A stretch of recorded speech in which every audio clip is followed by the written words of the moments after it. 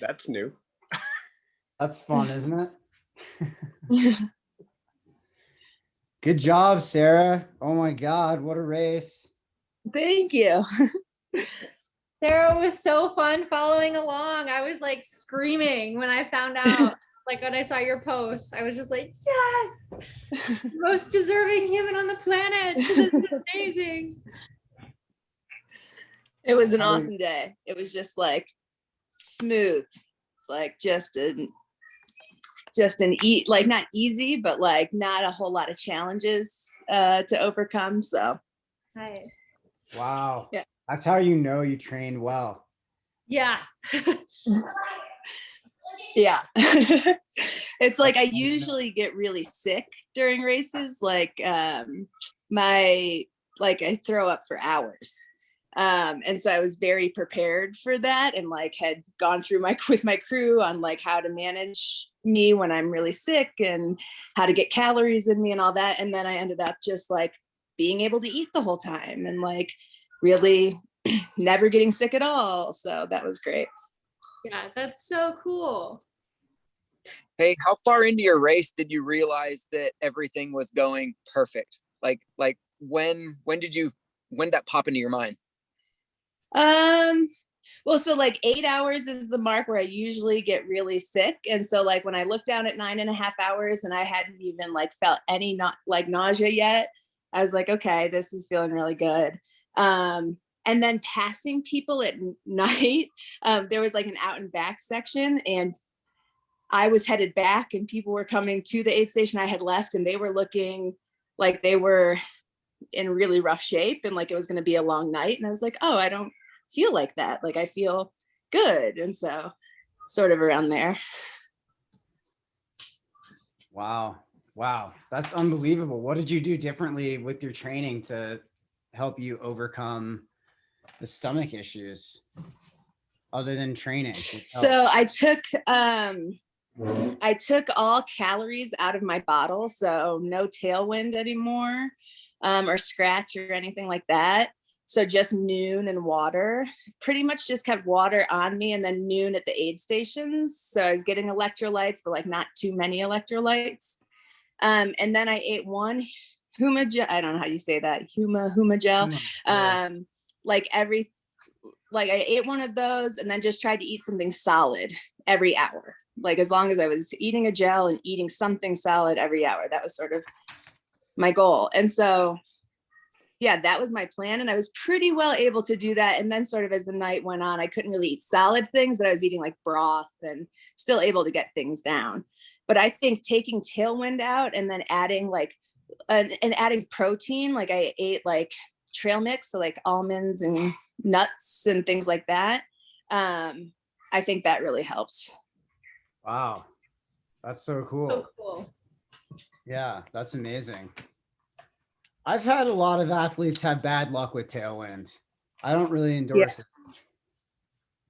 People tend to overdo it on the fluids in order to get the calories in. I think that can be problematic a little bit. Interesting to see that it worked for you to get away from the tailwind. Yeah, nice. That's so cool how it all kind of worked out. And there's no big challenges out there. Oh my God, you got to go do another one. Yeah. I know. I'm like, I can't wait. Recover. I know. Isn't that like the first thing you want to hear, Sarah, when you finish? Like, all right, let's do another one. Time to go. I'm like, I'm ready. It's about like not rushing and signing up for the next thing right away. I know that that's not like the healthy way to do things and jump from race to race. And it's hard because it was a great day and it did feel so good. And it's like the high is such a high. You're like, oh, more of that. Give me more of that, which is obviously not how it works. But was that for Hard Rock points? Was that your goal? Is anyone here gonna be at Hard Rock? Because I will be there. Zoe, you're going. Cool. Stoked. You're going to that? Yes, I'm not running in it. Yeah. You're racing hard rock. I have 0 points so far. I'm crushing Right. it. I have a friend from Oregon who's planning a soft rock. So Zoe, if nice. you're interested, you're more than welcome to come, but we Oh, should chat dude. beforehand. Yeah, I really want to. I'm writing about it for Trail Runner, but I'm always trying to parlay. I'm like, can I really even honestly write about it if I haven't done it? Wouldn't it be so much better if I did soft rock and you paid for it? That's I got funny. time off work. Soft rock is a big deal. Yeah. Yeah. Doing 4 back-to-back, like really long runs. I mean, you can make it as many as you want theoretically. As many back-to-backs. Yeah. But there's only so many put-ins. Like logistically Yeah, it's it's hard true. because it's super mountainous. Yeah, if you guys don't know that race, that's probably like it's probably like our closest to a European style race around the US. It's really Well, steep. I mean, got it's like over 30,000 it's like a feet of climbing. true mountain hundo. Right. It's like the hundo. Which is like what Euros get to do all every the time. weekend. Yeah. All the time. Every day. Every But ours is afternoon. at elevation, like you don't get the same amount of technicality at like 12,000 feet in Europe, Not everywhere. Depends, because in a lot of places that's still glaciated. So yeah, that's cool. Yeah, that hard rock is it's a special event. it's a special event. I got to spectate that a couple years ago, and it was really cool. Yeah, so there's this aid station that I'm doing a story about, and this year Joe Grant is going to be Joe Grant, men all have the same name, the aid station captain, and Rob Carr and Walmsley are crewing or at the aid station, and I thought it'd be really cool to do a story about like having these ultra running legends run an aid station. Whoa, that's interesting. That's cool.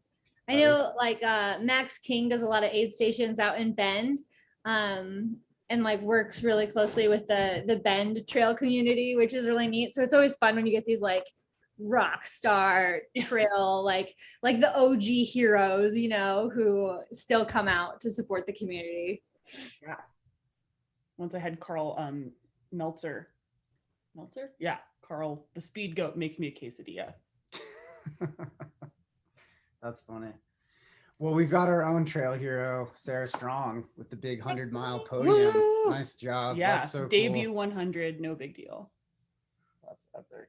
No, it's her second 100. Well, First race. technically, this is the first 100-mile race. She just happened to have run 100 miles in her other race. We're gonna give it to her. Take it. You deserve it. She's just happened to have like more or less run 100 miles on a different occasion. Got it. Yeah.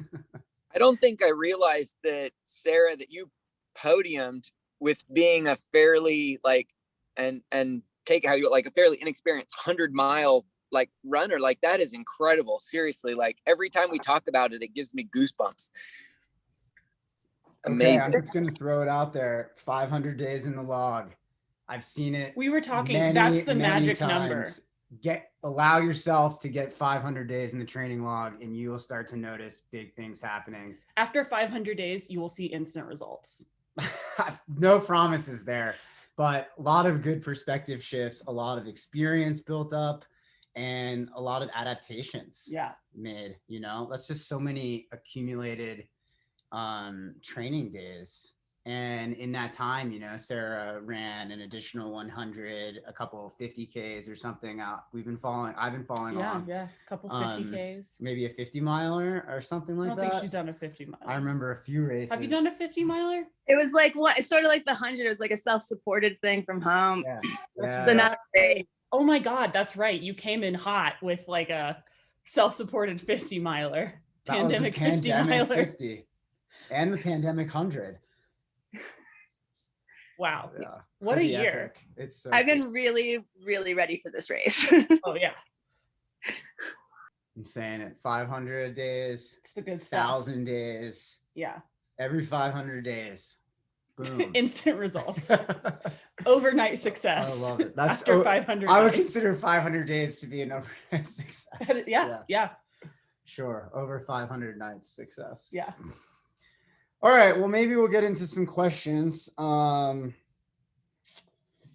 because we've got a few here, but we've always got next Friday too. So And then we've got 500 Fridays. we could, not consecutive though, not consecutive. We'll take a vacation somewhere in there in the next 500 days. Maybe, it depends on how fired up I am on these questions. I don't know. Let's start with something a little not so heavy. We've got a few heavy questions in here. I just started drinking my coffee, so I need a warm up question. Okay, this is a great question. How does heat acclimation work? How do I get used to the heat? We've talked about this on the last few calls, so I think maybe more specifically, we'll just throw this in there. This was in the list of rapid fire Friday questions. So somebody sent this to us recently who hasn't maybe listened to our previous calls, but how do we acclimate to the heat? I can start us off. That'd be great. Yeah. All right. Generally, it takes 2 to 3 weeks. What's happening kind of on a biological level is your body is building additional blood volume. So when you're hot, you can sweat more, you can cool your body down, you can retain a little bit more sodium, and also you can more easily move vital nutrients across the body, from your muscles to your heart, from your heart to your muscles, from your metabolism, your metabolic system, and so forth. So when it's hot, all of those processes are tougher, right? We feel it, like our perceived effort goes up. So it takes a few weeks for those adaptations to happen. How can we facilitate? You gave her the squeaky one? She was eating barrette. She eats like hair clips, and I'm concerned that she'll die. Okay. All right. How do we facilitate acclimating to the heat? Embracing the heat. That's the only way. There's no like shortcut other than just like it's kind of exposure. it's kind of a two-step process. One, I can't do it. Sorry. I thought that was a silent toy. I'm so sorry. Okay. This is a two-step process. One, it's doing easy runs when it's hot out. And so that's 80 degrees or more. And actually, it's hot as whatever feels hot to you. Hot, according to exercise science in the lab, is 80 degrees or more. It's the definition of hot. I think that it really depends upon kind of that temperature variance. If we really want to get into it, if you're dealing with like probably like a 30 degree or more temperature swing, I would say the upper side of that temperature swing could be considered really hot. Also, if you're in direct sun exposure or not, but let's try not to overthink it and just kind of do your easy runs when it's at the hottest point of the day. It will help. Generally, for a lot of us, that's going to be 80 degrees or warmer. And then really back off the effort. So you want to run super, super easy. Give yourself a little bit more time out there. And when you're finished with that run, don't go directly home and jump in a cold shower. Don't go directly home and jump in a cold river. Like, allow your body to cool down naturally. That's much better for the adaptation process. We don't really want to deal with like those wild temperature swings where it's like, I'm hot and dehydrated, then I jump right into a freezing cold shower. That actually will make the process of adaptation slower. And then when you're doing these easy runs, super, super easy, and it's really hot out, I would also make sure that you're hydrating really well.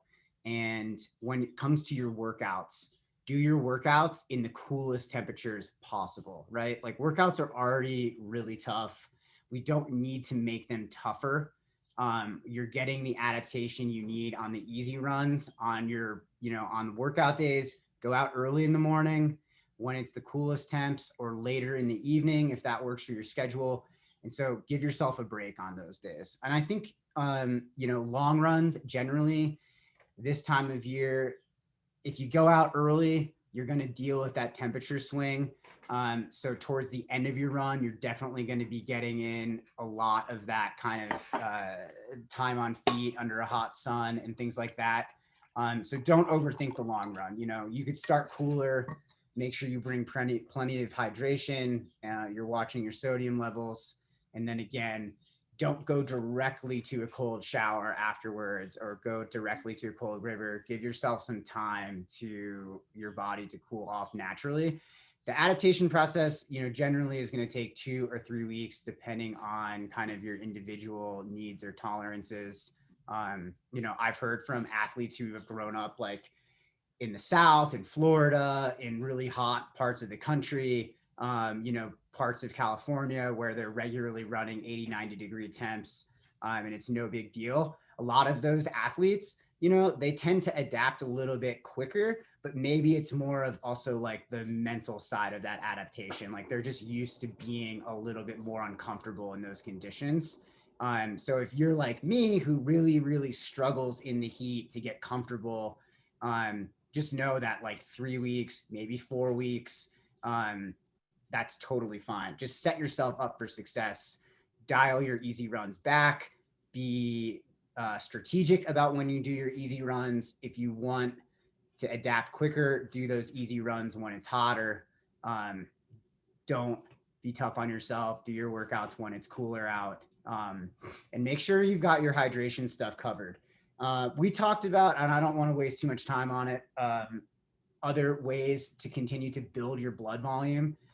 You can follow up some of those easy runs with a hot bath, sauna, hot tub session. 30 minutes is usually good, 30 or 40 minutes in the additional heat exposure. And then again, you want to just gradually cool down your system after being exposed to that heat. Don't go right to the cold shower.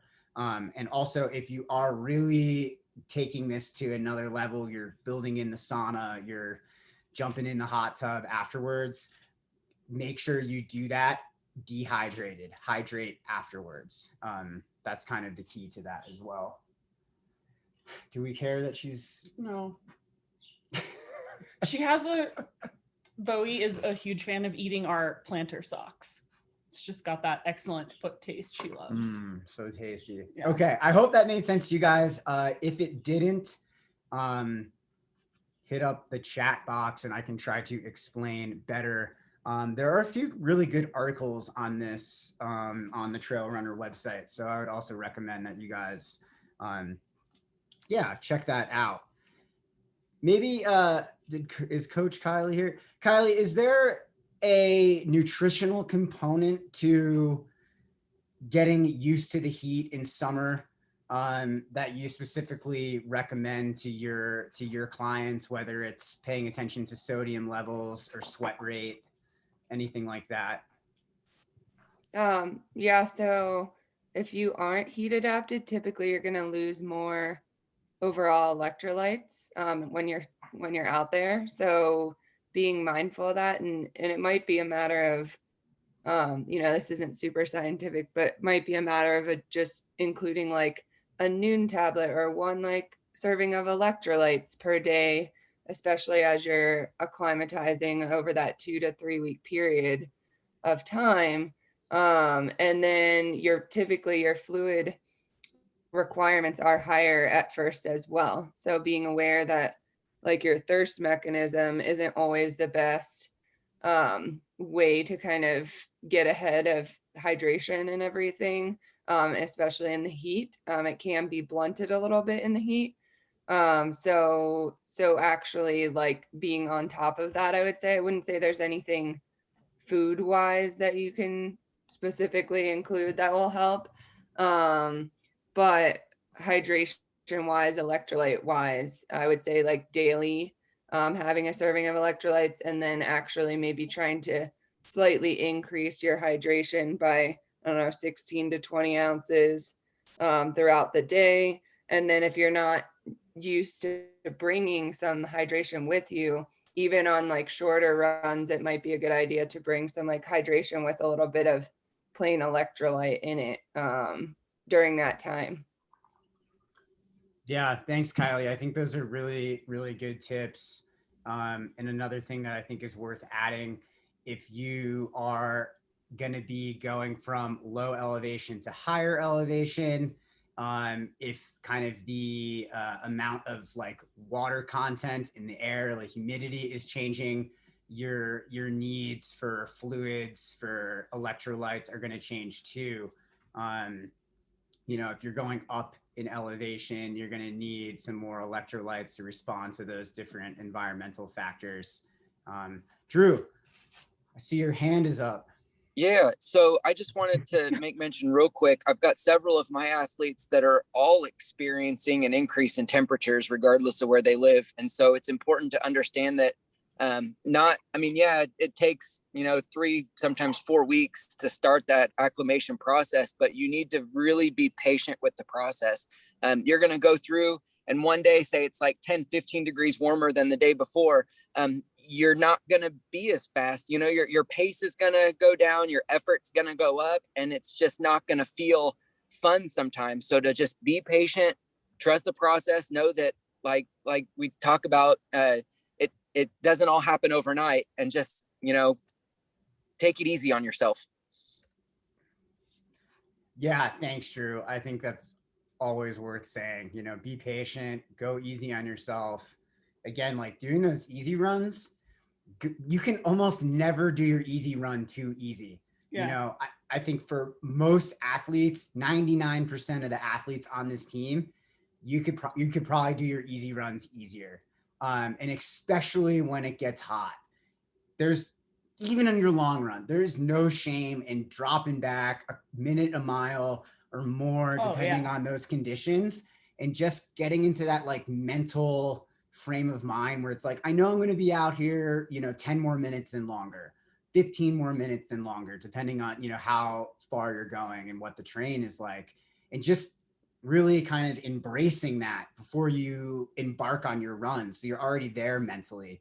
Because if you start trying to go hard in the heat, you're going to realize that there's a lot of diminishing returns to that. And then you're going to be on some kind of like spiritual mind bending quest out there on your long run, just trying to slog out those miles. And it's not that fun, it's not that fun. And you're not getting the adaptations that you need, especially the aerobic adaptation. So don't be afraid to back it off. Don't be afraid to power hike.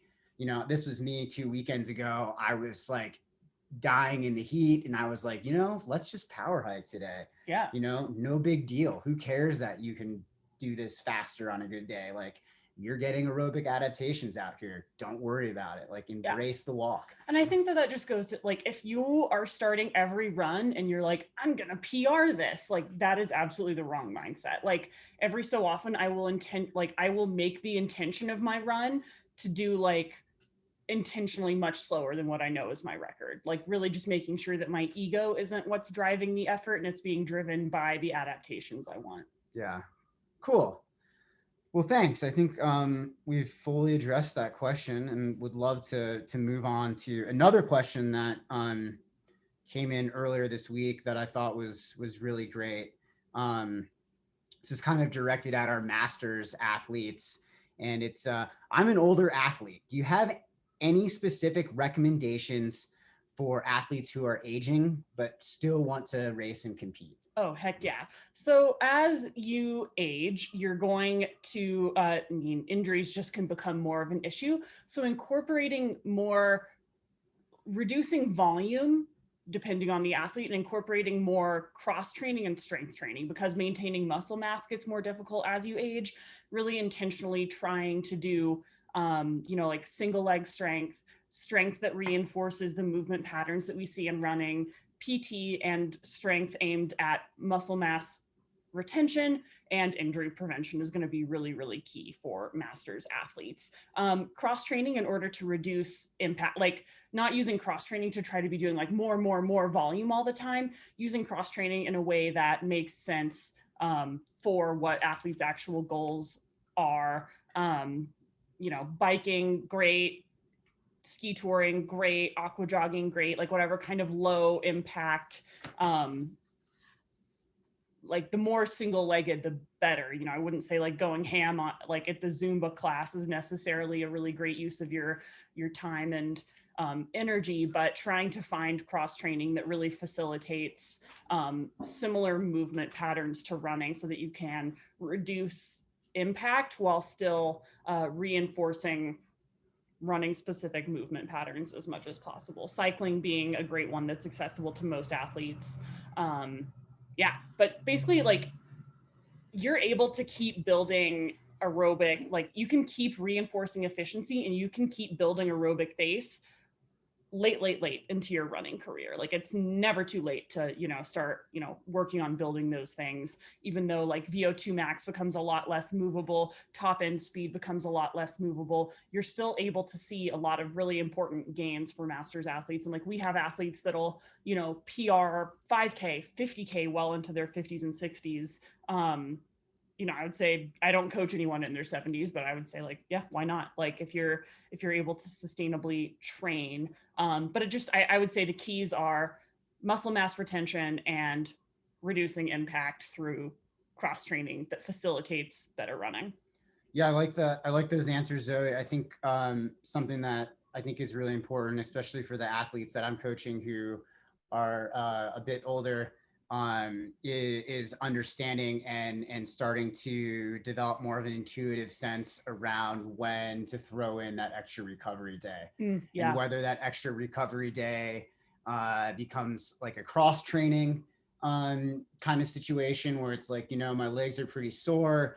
It doesn't really make sense to go run, but, you know, I could do a long hike, or I could do, you know, I could hop on the bike, to still get that aerobic kind of, you know, stimulus that we're looking for, or even just throwing in like that extra rest day, you know, and kind of backing off a little bit of that hard, like we need 5 days of running rule. Yeah. And for being more flexible with that, but also kind of trying to put that ball in the athlete's court, right? Because the athlete, nobody knows their body better than the athlete themselves, right? Like as coaches, we just take the information that we get and then we try to make the best possible decisions that we can.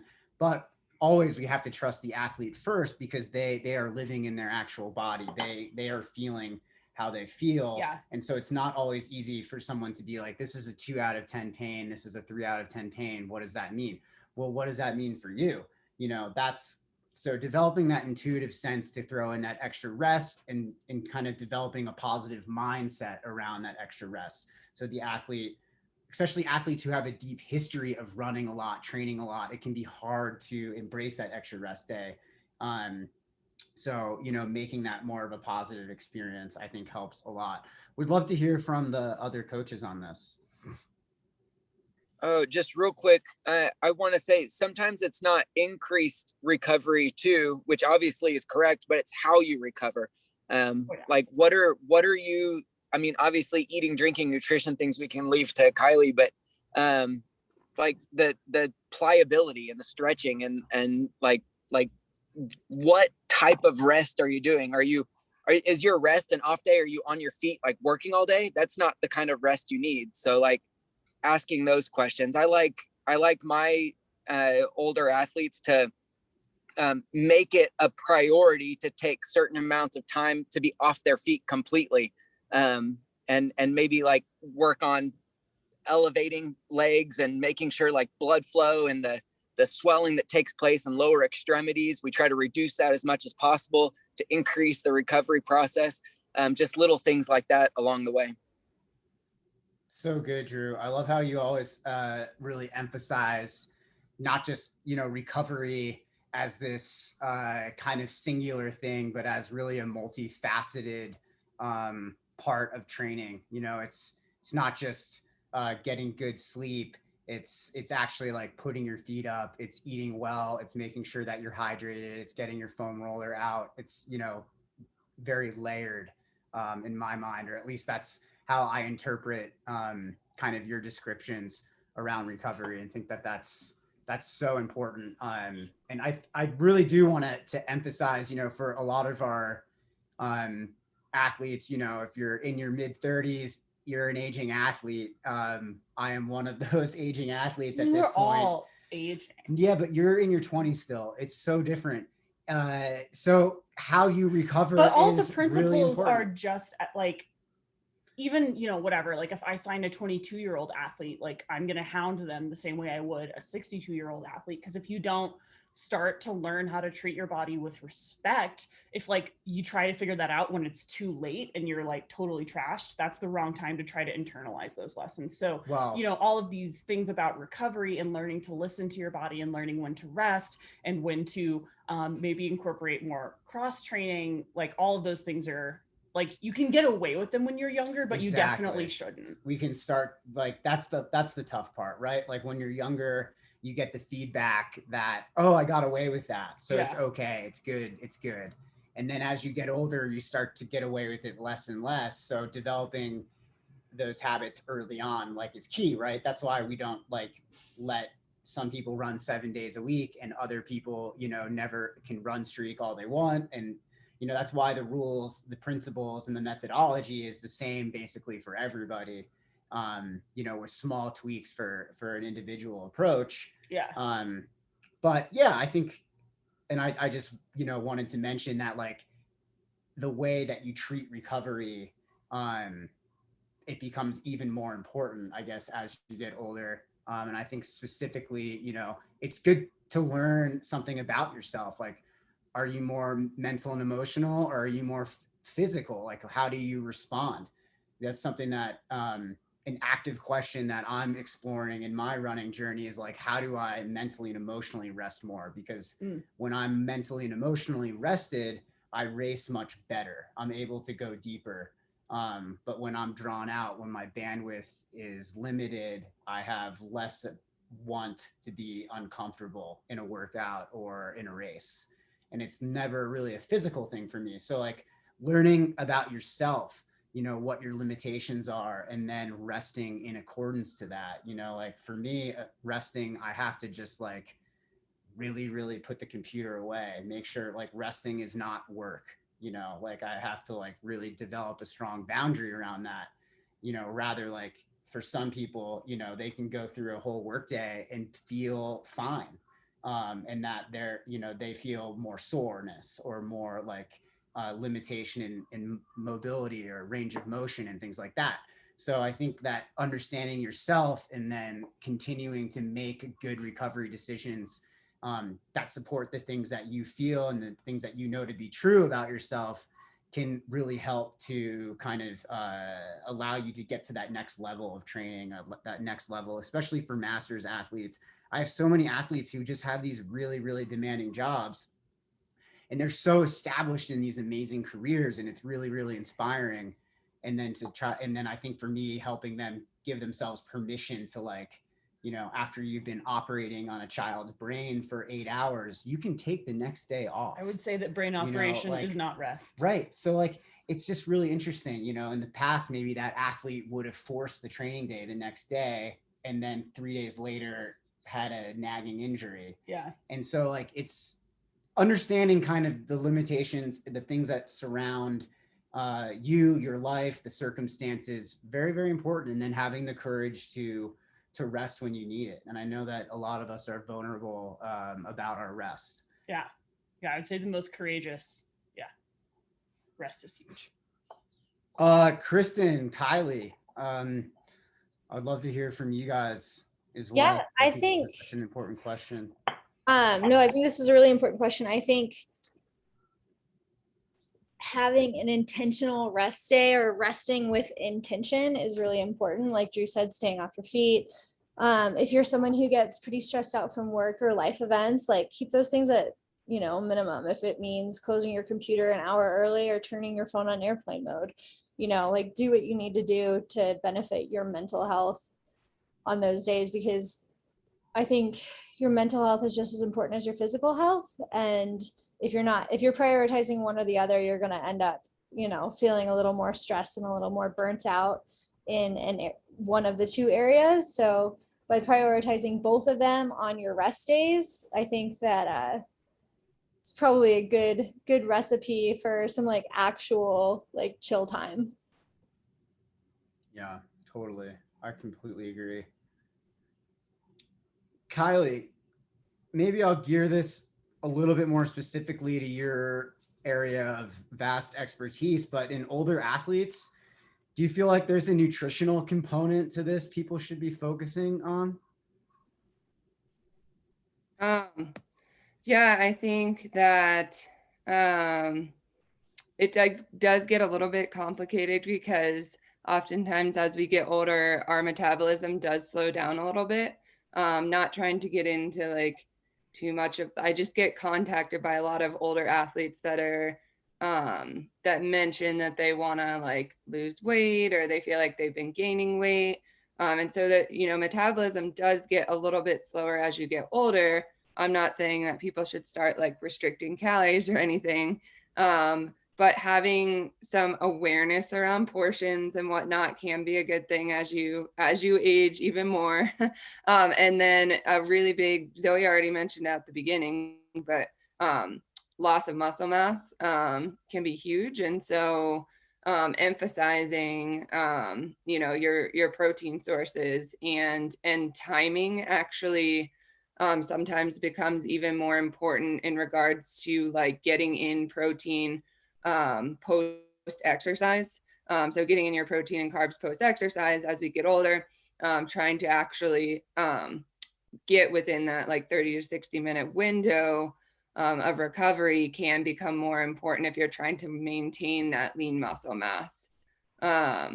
Maintenance of, you know, choices of protein sources, so higher branched chain amino acid protein sources, which are going to be in things for the plant-based athletes like tofu and bean sources. And then, you know, meat and dairy are high in BCAAs as well. So that's going to help stimulate like muscle protein synthesis and prevent that muscle protein breakdown. And then in particular, like vitamin and mineral wise, your calcium, magnesium does become quite important as we get older because there does tend to be higher rates of bone breakdown.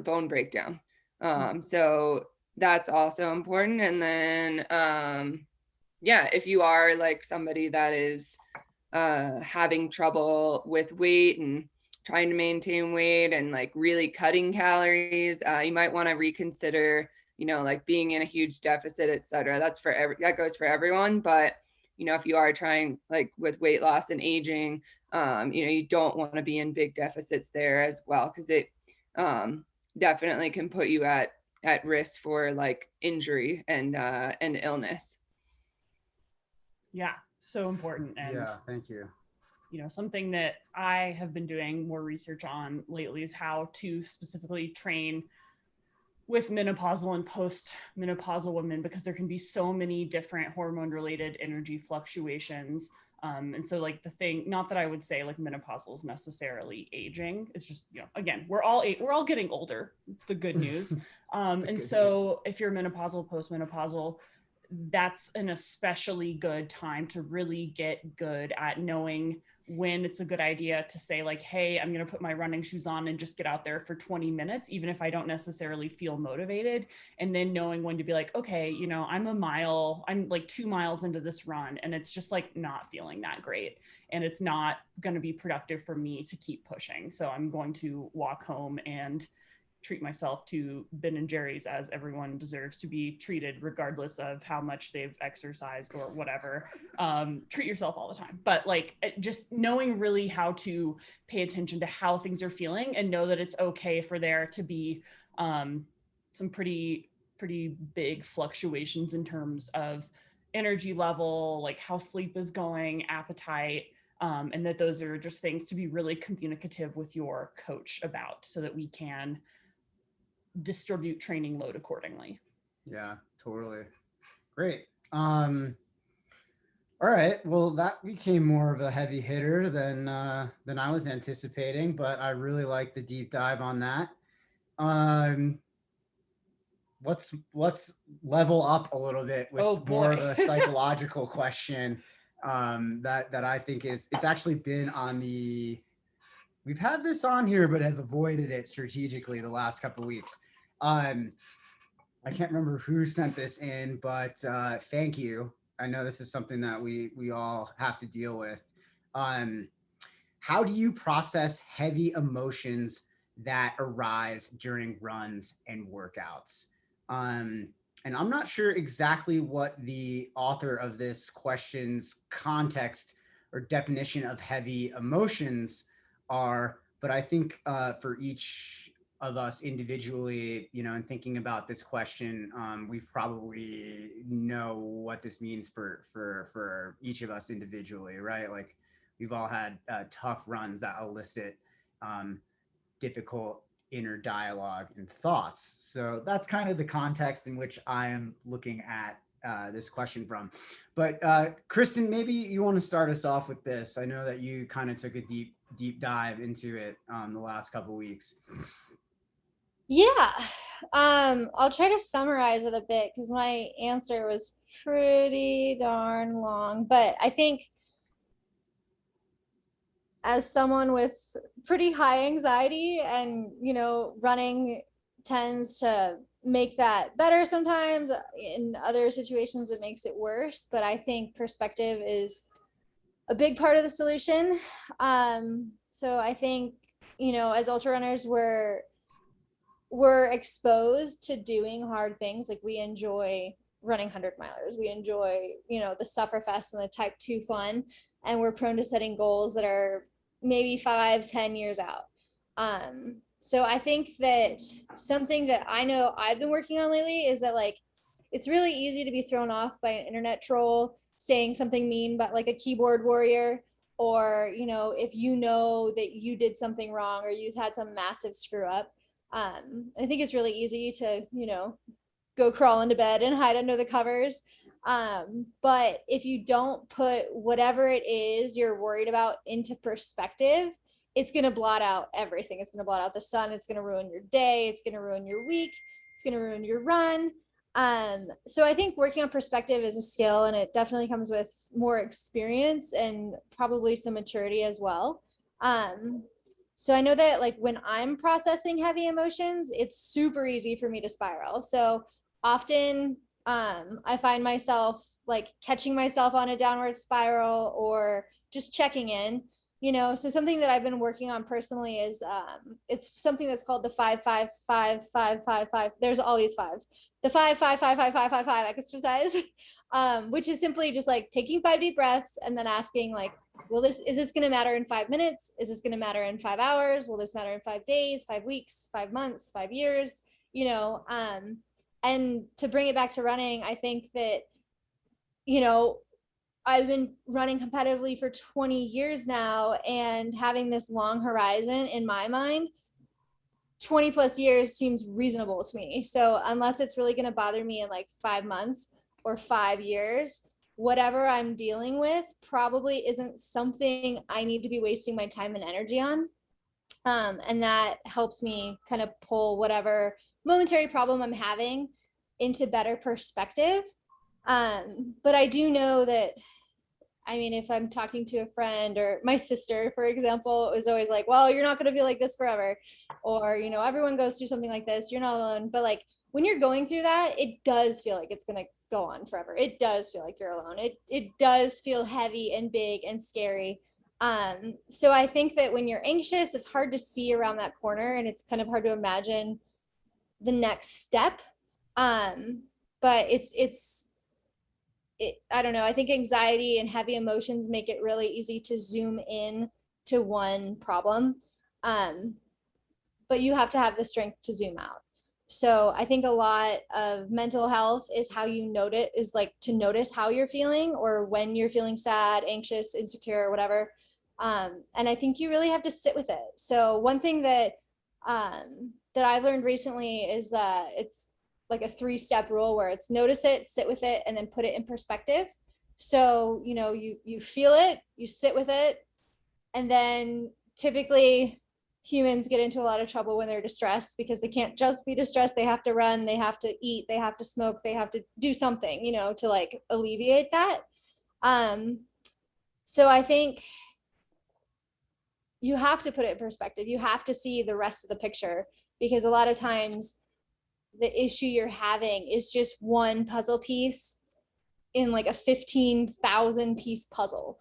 So going easy on yourself, keeping things, you know, relatively calm as much as you can. Talk to a therapist, talk to a partner, talk to a friend.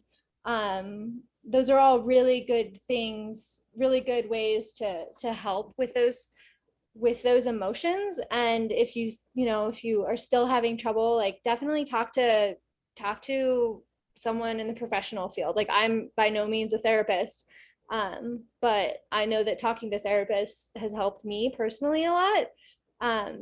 So just go easy on yourself, you know, and like put these things in perspective, because it's just one run, it's just one day. Just take the next logical step in the right direction and take a couple deep breaths. Like it's gonna be okay. Thank you, Kristen. That was such a thoughtful and really amazing response. I really like the tips there for athletes too, like the 5-5-5 rule and stuff like that. And this, you know, sitting with it, recognizing it, and also, you know, recognizing kind of perspective, zooming out to avoid the downward spiral and things like that. So important. You know, as a coach, I think I see a lot of athletes, you know, the processing of heavy emotions during runs, whether it's the running itself that elicits the heavy emotion, or it's emotions that came from other areas in life that were then brought into the running and training space. It doesn't really matter, right? Like in either of those situations, kind of like building out your tool set is what's going to really help. You know, it's going to help you kind of get through that tough moment in a positive way. And in a way, I guess that really does try to help you avoid the downward spiral, because that's where we can get into some pretty dangerous territory, I suppose. Because as humans, it's really natural for us to take one feeling and then really make it huge, to make it more of a catastrophe than it probably was before, even if it felt you know, even if it felt very strong, it was a very strong emotion or something that happened that was very strong. It's very easy and common for us to just make it much worse. So something that, you know, I like to have athletes do is to really try to confront that train of thought or those emotions with logical self-talk. And that's definitely a skill that you can practice over time. Any opportunity that you have, especially in running, which is such a low stakes kind of format for developing these tool sets. If you're starting to feel, you know, badly about how your run's going, if you're feeling like, oh, I'm not executing this run well enough, you know, I'm not a good athlete, I'm not a, you know, and that dialogue starts to happen, it's important to kind of take that step back, recognize the dialogue, and then to confront that dialogue with real logical talk. Like, I am an athlete. I'm out here training. I've been training for X number of days in a row. That makes me an athlete. My coach says I'm an athlete.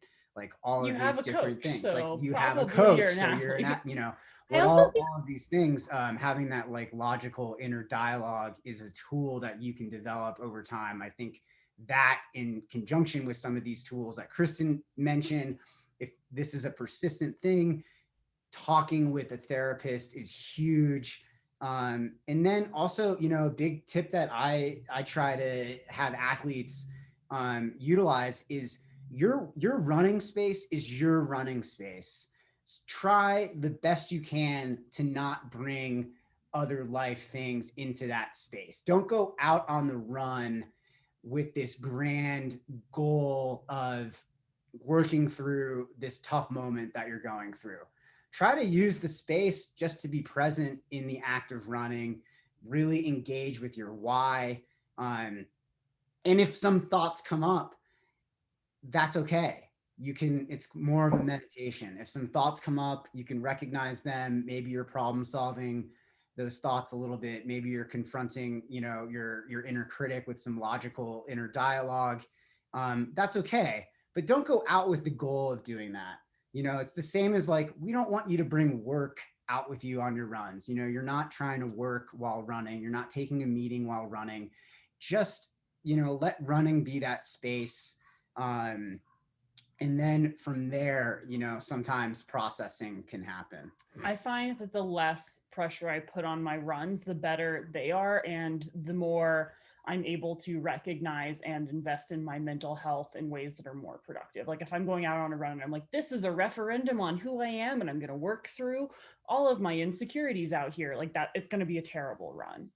Yeah. And Well, that I'm there's not going to actually do the work that those insecurities need. Kristen. I was going to say, I mean, there's like the whole paradox of like the chimp brain versus the human brain as well. So like if it's worth Googling, it's super interesting. There's been a lot of like psychological studies done about how, you know, like the ancient part of your brain is very emotional and very like easily triggered.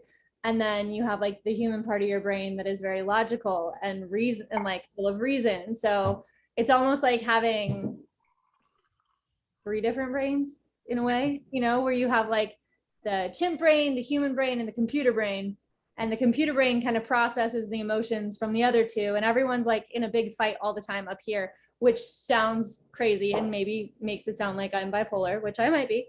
But, you know, I think that listening to the reasonable part of your brain and before like I've definitely been guilty of like jumping to conclusions or making assumptions or getting angry easily and responding too soon maybe, or whatever. Like we're human, you know. So I think that keeping that in mind, like everything your brain tells you isn't always right. And if it's like the little gremlins that pull up with the dump truck full of shit that tell you you're not a good person, you're not a good runner, and like unloads all these insecurities on you, like just know that there's another part of your brain working twice as hard to encourage you and, you know, let you know that like what you're doing is right, what you're doing is good, and listening to like the logic and reason. So I don't know, like we could unpack this for days, but I think that just go and be patient, go easy on yourself, talk to a therapist. Like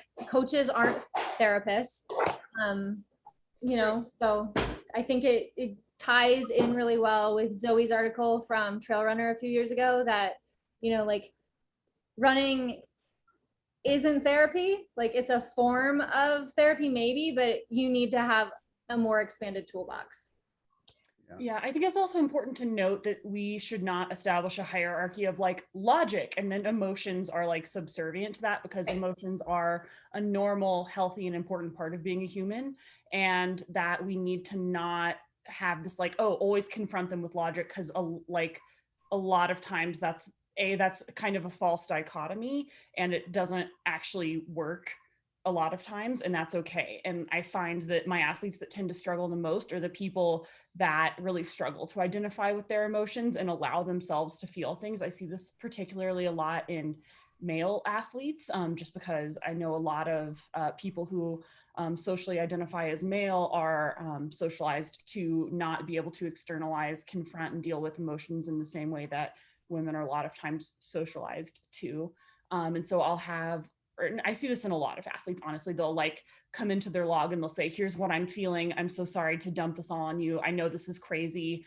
And we need to really try to get out of these habits of invalidating how we feel, because feelings are good and normal. What's bad is over-identifying with them or not being aware of them. But like, it's okay to feel things. All feelings are for feeling. And like, sometimes I'll have athletes, they'll come into the log and they'll say, oh, I'm so sorry to be so negative. Like it, you know, like the world, like it's okay to have, you don't just have to be like a bubbly unicorn all the time. All feelings are for feeling, and however you are able to recognize them, experience them with curiosity, humility, and, you know, just a willingness to, you know, like for me, whenever I'm feeling an intense emotion, instead of trying to process it, I visualize myself kind of surfing it. I let it peak and then I write it down. And that's how I'm really able to, again, feel it, experience it, put a name to it, but not over identify with it. But, you know, I just think that like we need to not pit logic and emotions against each other, because it should not be the goal to be a hyper logical, non-emotional being. That's a pretty superficial existence. Yeah, I mean, I think the goal really with all of this is to build a strong awareness around those emotions, maybe the root cause of those emotions, and then be able to, accept some of those emotions so we can continue to function normally. Yeah. Without being at the mercy of those emotions all the time. And so like Feel them, don't over identify with them. Yeah, exactly. I think that's exactly like the notice it, sit with it, put it in perspective idea, is that like obviously your emotions matter because they're happening and you have to like pay attention to them, but definitely don't over identify. Totally. Yeah, we don't want to be emotionless beings. Like what you're feeling is totally valid. It always is. Even if it's uncomfortable or a thing you wish you weren't feeling, or maybe you wish you weren't feeling it as much as you are, trying to suppress that or confront it with logic right away without going towards it with maybe a curiosity of like, oh, why am I feeling this way? If you're immediately like, oh, I'm going to try to like talk back to it, then that can sometimes be more of a coping mechanism to numb, suppress, rather than authentically engage with feelings. And I say all of this as someone who is not an expert.